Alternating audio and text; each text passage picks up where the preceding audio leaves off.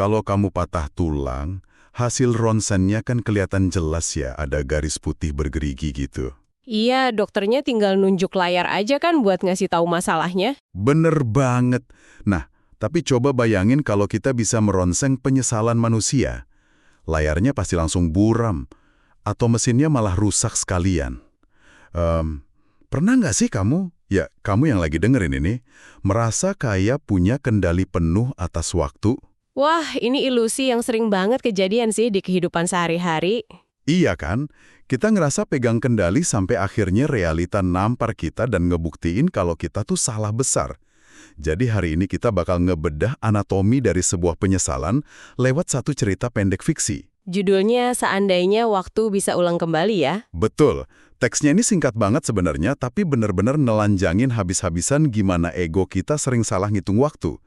Dan ya, nganggap remeh keberadaan seseorang. Misi kita di sesi eksplorasi kali ini tuh buat ngebongkar teks itu. Dan jujur aja, yang paling ganggu buatku tuh kalimat pembukanya. Yang bagian mana tuh? Yang dia bilang, dulu aku pikir waktu itu nggak akan kemana-mana, semua terasa biasa, sampai akhirnya semuanya berubah. Wow, itu kerasa banget sih tamparannya. Iya, karena kalimat ini ngejebak kita. Kedengarannya tuh sangat nggak berbahaya, padahal ini ilusi paling umum yang dipelihara manusia. Persis kayak gimana kita tuh sering memperlakukan hidup kayak lagi nonton layanan streaming gitu nggak sih? Maksudnya gimana tuh analoginya? Ya, kita pikir kita yang pegang remote-nya, kita merasa, oh kita bisa nih neken tombol pause pas hubungan lagi ada konflik, terus kita pergi sebentar buat muasin ego kita. Iya paham. Ngurusin hal lain dulu gitu ya? Bener. Terus kita mikir nanti tinggal balik lagi, tekan tombol play, dan adegannya bakal sama persis kayak pas kita tinggalin. Padahal kan di dunia nyata nggak ada tombol pause. Nah, itu dia. Tapi yang bikin aku kepikiran, tuh kata biasa di kalimat tadi. Kenapa sih perasaan bahwa semua terasa biasa aja, itu justru bikin kita buta? Bukannya hidup yang stabil itu bagus ya? Kalau kita lihat dari kacamata neurobiologi dan psikologi evolusioner ya, otak manusia itu pada dasarnya kayak mesin penghemat energi. Ada yang namanya habituasi. Habituasi itu kayak pembiasaan gitu maksudnya? Tepat banget. Jadi ketika ada stimulus yang konstan, kayak kehadiran pasaran kamu atau rutinitas harian, otak kita tuh bakal berhenti ngerespon itu secara aktif. Oh, jadi mulai dianggap sebagai barang mati aja gitu di lingkungan kita? Ya, kasarnya gitu, dikategorikan sebagai elemen permanen yang bakal selalu ada. Kayak kita nggak pernah sadar kalau kita lagi napas ya? Atau sadar kalau ada oksigen di ruangan, sampai tiba-tiba ruangannya penuh asap? Analogi oksigen itu pas banget. Kita emang otomatis berhenti memvalidasi hal-hal yang nggak ngasih ancaman. Jadi kata biasa yang dipakai narator tadi itu sebenarnya jebakan psikologis. Berarti bahaya dong ya ngerasa semua biasa aja itu? Sangat. Di balik kata biasa itulah rasa puas diri kita bersarang. Rutinitas itu bikin ilusi seolah masa depan tuh punya kontrak permanen sama hari ini. Gila ya. Naratornya pasti mikir, karena dia ada di sini kemarin, terus hari ini juga masih ada, ya hukum alam mewajibkan dia bakal tetap di sini besok. Iya, seolah ada hukum pasti yang ngatur itu. Padahal kan nggak ada garansi apa-apa. Nah, asumsi ini yang menurutku jadi bensin utama buat keputusan fatal narator di bagian selanjutnya. Yang pas dia mulai berani ambil kebebasan emosional itu ya. Iya. Kan kalau kamu yakin seseorang nggak bakal kemana-mana, kamu jadi egois. Dia nulis gini, hari itu aku memilih pergi. Bukan karena aku nggak sayang, tapi karena aku terlalu ego untuk bertahan. Di titik ini dinamikanya udah berubah dari sekedar lalai jadi sabotase diri yang disengaja. Nah, tunggu sebentar. Aku harus nantang logika si narator di sini. Ini agak kontradiktif buatku. Kontradiktif di bagian mananya tuh? Ya kalau dia sadar dan mengakui bukan karena nggak sayang, berarti kan dia tahu cinta itu masih ada. Terus kenapa egonya bisa menang telak di momen itu? Menarik. Coba kita gali ini. Bukannya narasi klasik tuh selalu ngajarin kalau cinta bisa ngeruntuhin ego. Apalagi kalau kita lihat teksnya, pasangannya tuh udah mohon-mohon. Teksnya bilang, aku masih ingat jelas cara dia menahan aku waktu itu. Jangan pergi, kita bisa perbaiki semuanya. Gini, masalahnya cinta dan ego itu memproses ancaman pakai cara yang beda banget. Pas pasangannya memohon kita bisa perbaiki semuanya, dia itu lagi telanjang secara emosional. Iya, dia nurunin gengsinya habis-habisan ya di situ.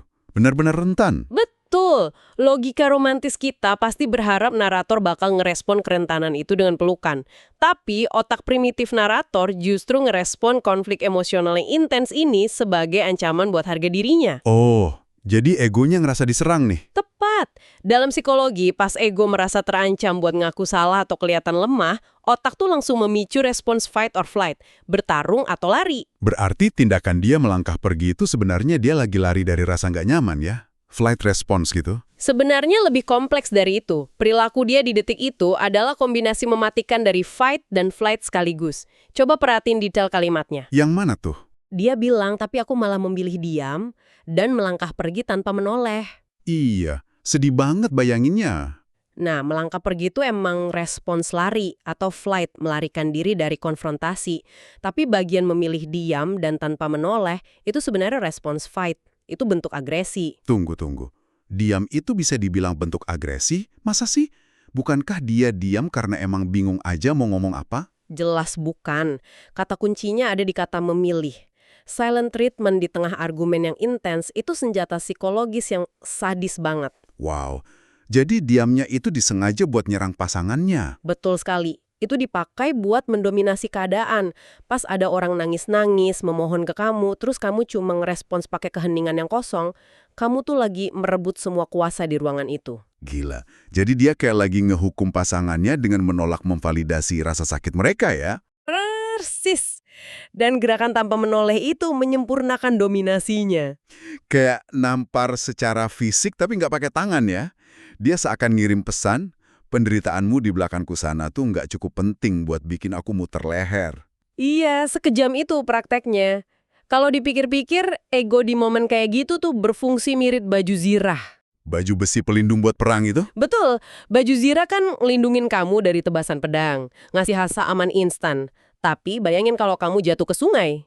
Wah, baju zirahnya malah bikin kamu langsung tenggelam ke dasar dong. Nah itu dia. Narator ini terlalu sibuk ngerasa menang di argumen itu, sampai dia nggak sadar kalau dia sebenarnya lagi nyeret dirinya sendiri tenggelam ke dasar penyesalan. Karena fokus ego itu sempit banget ya. Dia cuma peduli gimana caranya menang di detik itu juga, masa bodoh sama masa depan. Bener.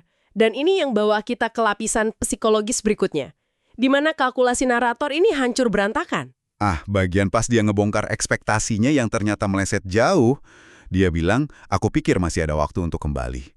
Aku pikir dia akan tetap ada, tapi ternyata aku salah. Ini menurutku inti kengerian dari cerita ini sih. Setuju banget.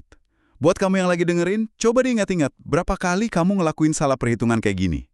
Kita tuh sering bertingkah seolah punya kartu kredit waktu yang limitnya unlimited. Ngegesek ego terus-terusan ya. Iya. Kita gesek terus ego kita, melangkah pergi nyakitin orang dengan asumsi yang kelewat optimis. Mikirnya, tagihan penyesalannya bulan depan aja aku bayar.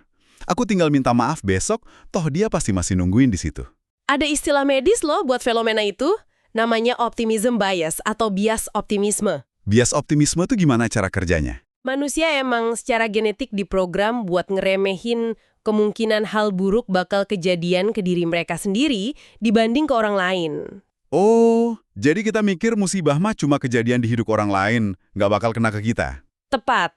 Narator ini kena bias optimisme yang ekstrim banget. Dia ngerasa jadi sutradara yang bisa ngatur garis waktu hubungan itu. Tapi akhirnya, realita datang nagih utang dengan cara yang brutal. Brutal banget. Penulisnya ngambarin momen penagihan utang itu pakai kalimat, waktu berlalu, dan saat aku ingin kembali, dia sudah pergi. Dan perhatikan kalimat selanjutnya. Bukan meninggalkan, tapi benar-benar hilang dari hidupku. Ini tuh titik demarkasi paling kritis di seluruh teks ini. Jujur ya, awalnya aku mikir meninggalkan sama hilang itu ya sinonim aja gitu loh. Banyak orang mikir gitu emang, kayak nggak ada bedanya. Kan intinya orangnya sama-sama udah nggak ada di sebelah kita kan. Kenapa perbedaan dua kata ini jadi krusial banget secara psikologis? Karena otak kita memproses dua jenis perpisahan ini pakai cara yang bertolak belakang. Kalau seseorang itu meninggalkan kita, secara psikologis masih ada yang namanya open loop. Open loop itu siklus yang belum tertutup ya? Iya, mungkin orangnya pindah ke kota lain, atau dia ngeblok nomor telepon kita, atau malah udah jadian sama orang lain. Kehilangannya emang sakit, Tapi otak kita masih tahu kalau secara fisik orang itu eksis di suatu tempat. Masih ada probabilitas buat ketemu lagi gitu ya, walaupun cuma 0, sekian persen. Betul. Masih bisa berharap suatu hari nanti papasan di jalan, terus kita bisa ngucapin kata maaf yang tertunda. Jadi masih ada semacam kartu pengaman buat harapan kita. Tepat. Otak masih punya ruang buat berimajinasi soal resolusi, tapi frasa benar-benar hilang dari hidupku itu bawa beban finalitas yang absolut. Nggak ada lagi ruang negosiasi. Maksudnya ini nyiratin kematian atau hilangnya eksistensi orang itu dari realitas si narator secara permanen gitu ya? Iya, ketidakadaan yang mutlak. Kalau pakai analogi kartu kreditmu tadi, ini bukan cuma sekedar kartunya ditolak, banknya tuh udah diratain sama tanah. Wah, merinding aku dengarnya. Realisasi kalau kamu nggak akan pernah bisa perbaiki keadaan, bukan karena kamu nggak mau lagi, tapi karena hukum fisika dan waktunya emang udah nggak memungkinkan. Itu adalah horor psikologis yang sebenarnya. Dan ini yang akhirnya ngunci narator ke dalam kondisi mental yang dia sebut di akhir cerita ya.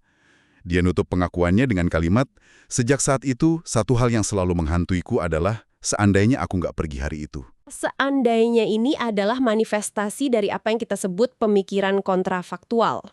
Pemikiran kontrafaktual tuh berandai-andai bikin realita cabang gitu kah? Ya, itu kecenderungan manusia buat nyiptain alternatif dari kejadian yang udah lewat.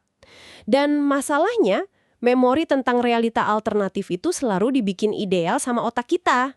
Oh, jadi dia ngehukum dirinya sendiri dong? Banget.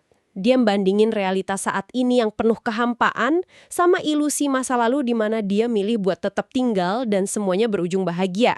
Pantesan dia pakai kata menghantuiku. Nah itu, kata menghantuiku itu bukan cuma hiperbola sastra loh. Secara literal otaknya emang terjebak di situ. Dia dituntut buat hidup di dua garis waktu secara bersamaan. Tubuh fisiknya ngejalanin masa sekarang yang kosong, tapi secara emosional dia terus dipaksa nonton ulang adegan punggungnya sendiri pas dia melangkah pergi hari itu.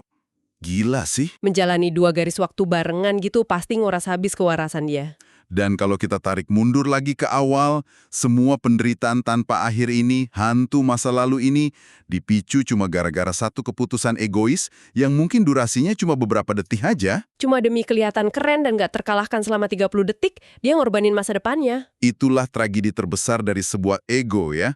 Ego tuh selalu rabun jauh. Nggak bisa lihat lebih jauh dari kepuasan buat menang di detik itu juga. Narasi ini benar-benar nelanjangin fakta kalau seringkali kejelasan pikiran itu baru tiba pas waktu udah nutup pintunya rapat-rapat. Pengetahuan atau kesadaran malah jadi kutukan ketika kamu udah nggak punya panggung lagi buat meraktekinnya. Sangat menyayat hati sih simbolannya. Nah, buat kamu yang lagi dengerin ini, baik lagi di perjalanan pulang, di kamar, atau di sela-sela kesibukanmu, kami pengen narik cermin dari teks ini dan menghadapkannya ke kamu. Coba kita jujur sebentar pada diri sendiri ya. Adakah tombol pause yang lagi kamu tekan saat ini? Adakah percakapan penting yang sengaja kamu hindari? Atau argumen egois yang lagi kamu menangin pakai cara ngediamin seseorang berhari-hari? Nah, atau kata maaf yang terus kamu tunda karena kamu yakin banget besok pagi orang itu masih bakal napas di dunia yang sama denganmu. Teks seandainya waktu bisa ulang kembali ini bukan sekedar fiksi melankolis loh. Ini alarm peringatan tentang betapa rapuhnya kendali yang kita punya. Karena besok itu cuma probabilitas ya, sekedar kemungkinan matematis, bukan sebuah garansi dari alam semesta. Bener banget. Waktu itu sepenuhnya netral. Dia nggak utang kesempatan kedua pada siapapun.